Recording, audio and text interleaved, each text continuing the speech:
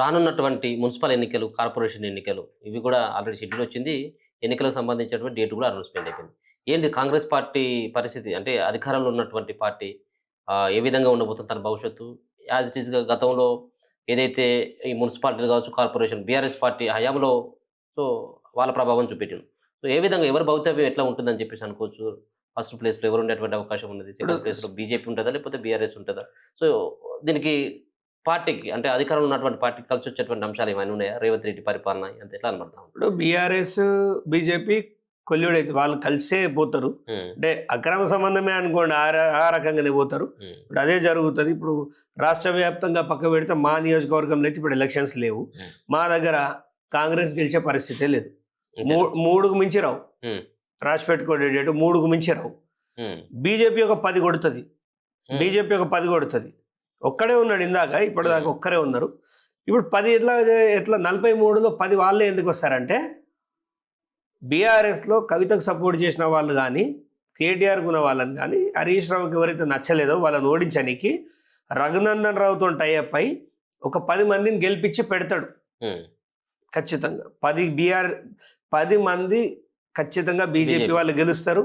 ఒక 3 కాంగ్రెస్ వాళ్ళు గెలుస్తారు. కాంగ్రెస్ పరిస్థితి సిద్దిపేట జిల్లాలో కుక్కలు చింపిన ఇస్తరాకంటే అధ్వానం ఉన్నది. అంటే 13 పోతే ఇంక 27 దానికి బీఆర్ఎస్ అని చెప్తున్నారు. ఇక వాళ్ళ అక్కడ వేరే పార్టీకి స్కోప్ లేదు కదా. హ్మ్. వాళ్ళు మంచోళ్ళ చెడ్డోళ్ళ. ఇప్పుడు ప్రత్యామ్నాయం లేనప్పుడు ఇప్పుడు కవిత లాంటి వాళ్ళు వచ్చారు అనుకో, అక్కడ గేమ్ వేరేలాగా మారిపోతుంది. హ్మ్. ఎందుకంటే కవితకు వస్తే ఇప్పుడు కవితని చాలా విషయాల్లో చాలా మంది ఉల్టా సీదా మాట్లాడినప్పటికీ జనం ఏమనుకుంటారు అనేది మనము ఆమె ఎన్నికలలోకి ప్రత్యక్షంగా వస్తేనే మనం మున్సిపల్లో చూడగలుగుతామని నేను అనుకుంటున్నాను. హ్మ్. హరీష్ రావుని కొడతా కొడతా కొడతా అంటున్నారు కాబట్టి కొట్టాలనే కోరుకుంటా. హ్మ్. ఎందుకంటే హరీష్ రావు అనేటోడు పడితే చూడాలనేది చక్రధర్ లాంటి ఫస్ట్ నాదే. ఎందుకంటే నన్ను హింసించినంత ఆయన హింసించాను. నేను బీఆర్ఎస్కి వ్యతిరేకం కాదు, కవితకు వ్యతిరేకం కాదు, కేటీఆర్కి కేసీఆర్ కాదు. కానీ హరీష్ రావు అనేవాడికి చక్రధర్ అనేవాడు జీవితాంతం వ్యతిరేకంగానే పనిచేస్తుంటాడు. హ్మ్. ఎందుకంటే అలాంటి వాడు రాజకీయాల్లో ఉంటే రేపు యువతరం అనేది లేకుండా పోతుంది. సో అలాంటి వాడిని అంతం చేయాలి రాజకీయంగా అంటే ఖచ్చితంగా కవిత సిద్దిపేటలో అడుగుపెట్టి హరీష్ రావుని ఏదైతే ఇప్పుడు చెప్తుందో గుంటనక్క యొక్క బుద్ధిని సిద్దిపేట వాసులకు చూపించాలని కోరుకుంటున్నాను. హ్మ్. ఇప్పుడు ఆమె సిద్దిపేట నుంచే పోటీ చేసేటువంటి అవకాశం ఉంటదా? అది అంటే కొంత చర్చ అయితే నడుస్తా ఉన్నది. ఆడ ఉన్నటువంటి క్యాడర్ గాని, ఆమె కార్యాచరణ గాని ఏమైనా చూస్తే అట్లా కనబడుతుందా మీకు? ఇప్పుడు సిద్దిపేట నుంచి చేస్తా అని అన్నది అని చాలామంది అన్నారు. చక్రధర్ సిద్దిపేటలోనే ఉంటాడు, హరీష్ రావు సిద్దిపేటలో ఉంటాడు. మరి కాంగ్రెస్ నుంచి ఇంకో ఎలమైన దించుతారు, ఆయన సిద్దిపేటలో ఉంచితే హ్మ్.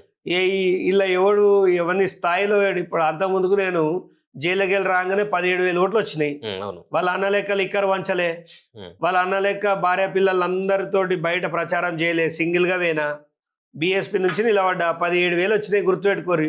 నేను ఎవరిని ఇన్ఫ్లుయెన్స్ చేయలే. ఇంకా సిద్దిపేట టౌన్లో నేను అసలు 1,00,000 ఓటర్లకు ప్రచారమే చేయలేదు నేను. హ్మ్. ఊర్లలో చేస్తే 17,000 వచ్చినాయి. సరే 2029లో చూపిస్తాం.